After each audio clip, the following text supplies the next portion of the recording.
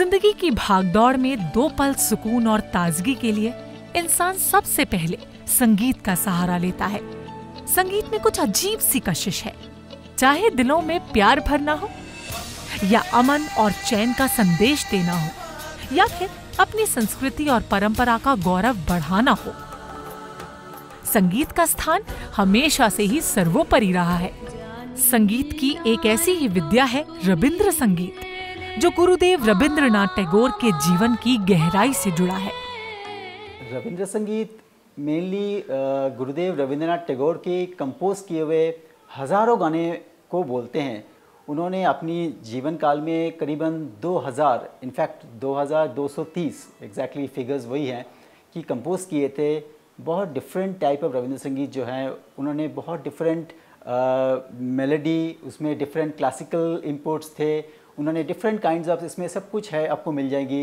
इस पर classical touch की भी मिल जाती है, कर्नाटिक क्लासिकल टच भी मिल जाती है, वेस्टर्न टच भी मिल जाती है, क्योंकि रविंद्र संगीत पहले जो उन्होंने कंपोज किया था, जो हमें थोड़ा पढ़ने को मिलती है कि 1874 के आस 1878 इनफैक्ट, जब उन गुरुदेव 17 साल की उम्र में थे, उस टाइम इंग्लैंड गए हुए थे कुछ स्टडीज़ के लिए, तो उसी से उनको काफ़ी इंस्पायर्ड हुए थे। और शुरू के जो रविंद्र संगीत जो हमें अभी भी मिलती है, जो इन्फॉर्मेशन मिलती है, तो वो सारे वेस्टर्न टच के ही थे।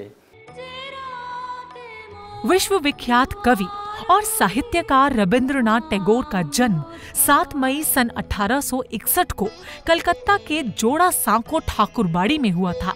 बांग्ला साहित्य के माध्यम से भारतीय सांस्कृतिक चेतना में नई जान फूंकने वाले युग पुरुष गुरुदेव टैगोर, देश के गौरव कहे जाने वाले राष्ट्रीय गान की रचना गुरुदेव टैगोर ने ही की। एशिया के पहले नोबेल पुरस्कार का सम्मान पाने वाले रविंद्रनाथ टैगोर की कविताओं की प्रस्तुतियों में जिस खास तरह की संगीतमय रचना का समावेश हुआ, वहीं आगे चलकर ये रविंद्र संगीत के नाम से सारी दुनिया में मशहूर हुआ।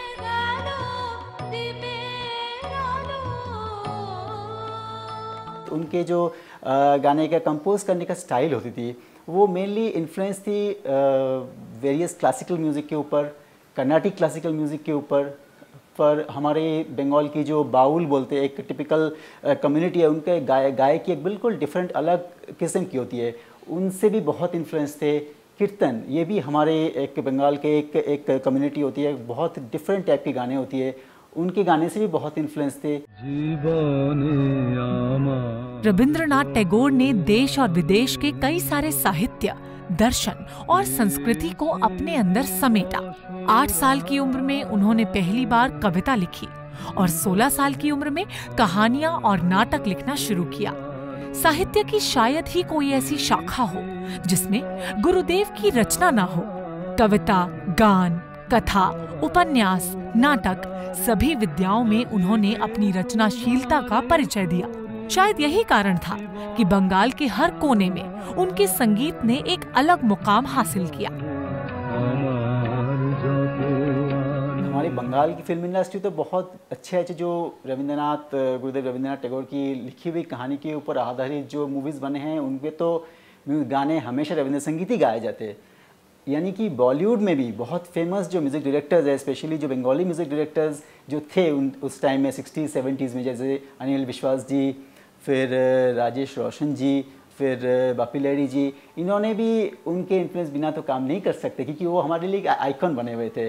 तो बहुत सारे गाने में उनके रविंद्र संगीत से भी एडेप्टेड दिखा जाता है, उनका एडेप्टेशन दिखा जाता है।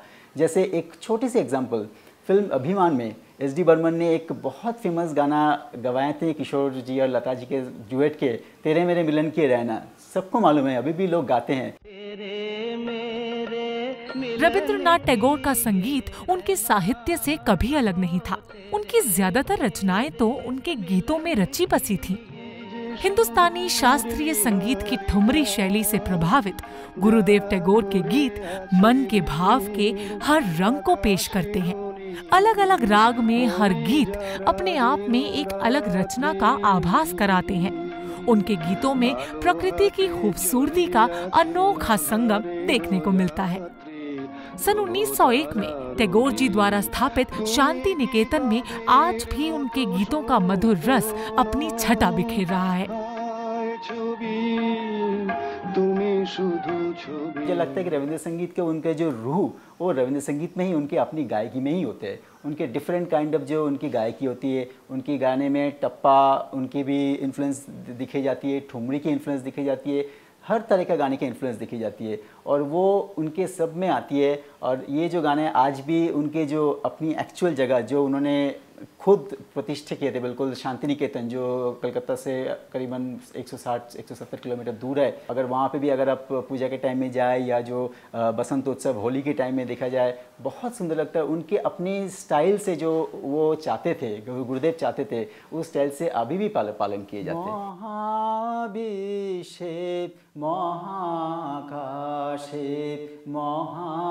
गुरुदेव रविंद्रनाथ टैगोर ने साहित्य, शिक्षा, संगीत, कला, रंगमंच सभी क्षेत्रों में अपनी अनूठी प्रतिभा का परिचय दिया।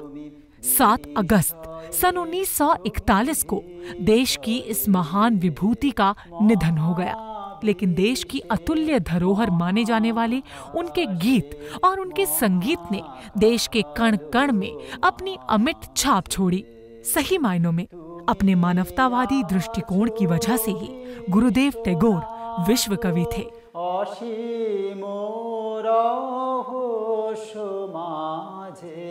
তুমি আছো বিশ্বনাথ অসীম